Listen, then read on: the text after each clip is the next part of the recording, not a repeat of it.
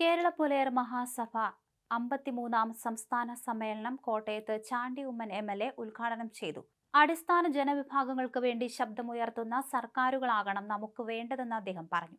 Doctor അംബേദ്കറിന്റെയും Mahatma അയ്യങ്കാളിയുടെയും ഊർജം ഉൾക്കൊണ്ട് പ്രവർത്തിക്കുന്ന സംഘടനയുടെ ശബ്ദം അവകാശങ്ങൾക്ക് വേണ്ടി ഉയർന്നു തന്നെ നിൽക്കണമെന്നും ചാണ്ടി ഉമ്മൻ സൂചിപ്പിച്ചു. ഭദ്രദീപം കൊളുത്തി സമ്മേളനം ഉദ്ഘാടനം ചെയ്തു. സ്ഥാപക നേതാവ് PK ചാത്തൻ മാസ്റ്ററുടെ ജന്മശതാബ്ദി വർഷമായ 2025-ൽ ഒരു വർഷം നീണ്ടു നിൽക്കുന്ന ആഘോഷ പരിപാടികളാണ് നടത്തുന്നത്. ജാതി വിവേചനങ്ങൾ സമൂഹത്തിൽ ഇപ്പോഴും നടന്നു വരുന്നതായും പട്ടികജാതി വിഭാഗങ്ങളുടെ ഉന്നമനത്തിനായി സംസാരിക്കാൻ തയ്യാറാകാത്ത ജനപ്രതിനിധികളാണ് സംസ്ഥാന ഭരണകൂടത്തിലുള്ളതെന്നും സമ്മേളനത്തിൽ വിമർശനമുയർന്നു.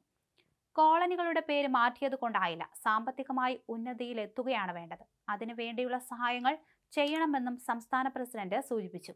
KPMS സംസ്ഥാന വൈസ് പ്രസിഡന്റ് MK പുഷ്കരൻ, രക്ഷാധികാരി KK Purushothaman, general secretary PM Vinod, BJP ജില്ലാ vice president TN Harikumar, CPM Kottayam area secretary B Sasikumar തുടങ്ങിയവർ പ്രസംഗിച്ചു.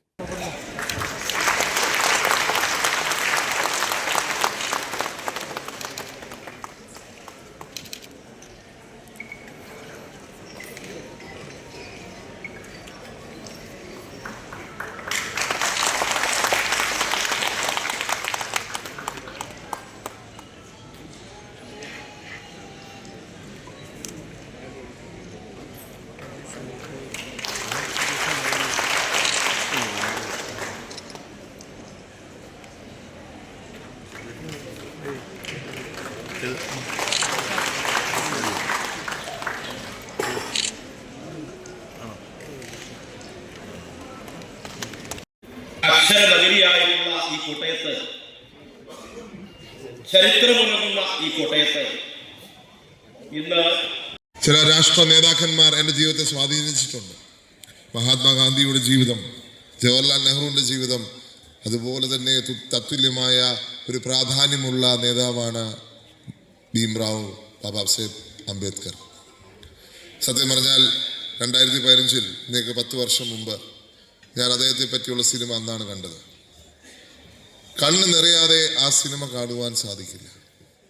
നിങ്ങൾക്കറിയാം, എൻ്റെ കയ്യിൽ 5 ഡിഗ്രി ഉണ്ട്. ആ 5 ഡിഗ്രിക്ക് ഒരു കാരണം ആ സിനിമയാണ്. കാരണം അദ്ദേഹമായിട്ട് മത്സരിക്കാൻ പറ്റത്തില്ല. പക്ഷെ അദ്ദേഹത്തിൻ്റെ ഡിഗ്രിയുടെ കണക്ക് കണ്ടപ്പോൾ എനിക്കും ഒരു ആഗ്രഹം, കുറച്ചുകൂടെ ഡിഗ്രി ഉണ്ടാവണം. എനിക്ക് നിങ്ങളോട് അതാണ് പറയേണ്ടത്. ബാബാ സാഹേബ് അംബേദ്കർ നമുക്ക് കാണിച്ചൊരു വഴിയുണ്ട്.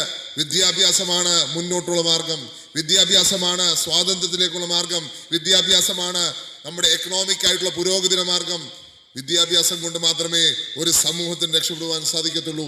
അത് കേരളത്തിനും ഭാരതത്തിനും പാഠമായി തന്നുകൊണ്ട് ഈ രാജ്യത്തിന്റെ ഏറ്റവും വലിയ ശക്തിയായ ഭാരതത്തിന്റെ ഭരണഘടന ഈ രാജ്യത്തിന് നൽകിയ മഹാനായ നേതാവ് ബാബാ സാഹേബ് അംബേദ്കർ. ഈ രാജ്യമുള്ളിടത്തോളം, ലോകമുള്ളിടത്തോളം ബാബാ സാഹേബ് അംബേദ്കറിനെ ആർക്കും മറക്കുവാൻ സാധിക്കത്തില്ല എന്നുള്ളത് യാഥാർത്ഥ്യമാണ്. നിങ്ങൾ നോക്കിയേ, ഇങ്ങനെ ഒരു ഭരണഘടന ലോകത്ത് എവിടെയെങ്കിലും ഉണ്ടോ? പല രാജ്യങ്ങളുടെയും ഭരണഘടനയുടെ സാരാംശം എടുത്ത് ചേർത്ത് വെച്ച് ഒരു ഭരണഘടന ഉണ്ടാക്കി. ആ ഭരണഘടനയുടെ ശബ്ദം ഇനിയും ഉയർന്നു വരണം. നിങ്ങളുടെ ശബ്ദം ഈ രാജ്യത്തിന് വേണ്ടിയുള്ളതാണ്, ഇവിടുത്തെ സാധാരണക്കാരന് വേണ്ടിയുള്ളതാണ്.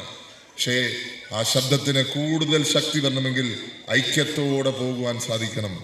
ഐക്യത്തോടെ പോകുമ്പോൾ ഒരു ശക്തിക്കും തടയാൻ സാധിക്കത്തില്ല.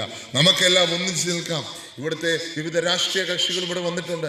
കാരണം എല്ലാവരുടെയും ആഗ്രഹം ഒന്നിച്ച് നിൽക്കുവാനുള്ളതാണ്, ആ നാടിന് വേണ്ടി പോരാടാനുള്ളതാണ്. അങ്ങനെ നാടിന് വേണ്ടി പോരാടുമ്പോൾ ഏറ്റവും അവസാനത്തെ ആളെയും കരുതണം. എൻ്റെ പിതാവിനെ പഠിപ്പിച്ച ഒരു ഭാഗം അതാണ്.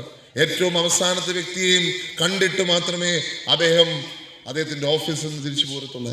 ഏറ്റവും അവസാനത്തെ വ്യക്തിയെയും കണ്ടിട്ട് മാത്രമേ അദ്ദേഹം തൻ്റെ ജനസമ്പർക്ക പരിപാടിയിൽ നിന്ന് പിന്നോട്ട് പോയിട്ടുള്ളൂ. എന്നെ സംബന്ധിച്ച് വലിയൊരു ബുദ്ധിമുട്ടാണ്. എങ്ങനെയാണ് എല്ലാവരെയും അങ്ങനെ കാണുവാൻ സാധിക്കുന്നത്?